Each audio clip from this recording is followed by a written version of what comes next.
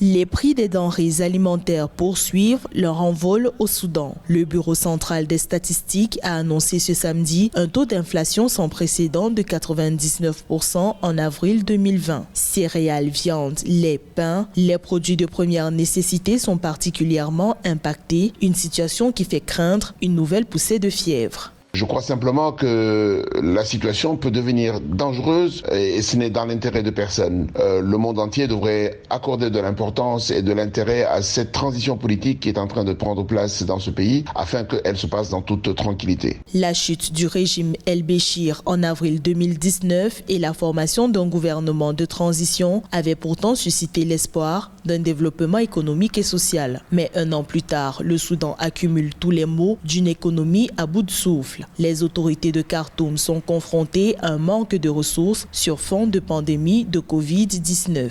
À cela s'ajoute une dette publique écrasante, une croissance moribonde et des sanctions unilatérales particulièrement handicapantes. La seule façon pour le Soudan de sortir de ce cycle de pauvreté et de désespoir est de se libérer des entraves liées aux sanctions imposées à l'époque du gouvernement américain précédent. Cela permettrait au Soudan d'attirer des investissements pour ses réformes économiques indispensables et d'accéder pleinement aux fonds des institutions financières internationales. Encore faudra-t-il que les bailleurs de fonds puissent honorer leurs engagements. Et rien n'est acquis car la plupart des pays du monde seront désormais consacrés aux divers plans de sauvetage économique post-coronavirus. Les institutions internationales estiment donc que le Soudan doit avant tout miser sur son capital naturel et sur la mise en place de réformes politiques et économiques.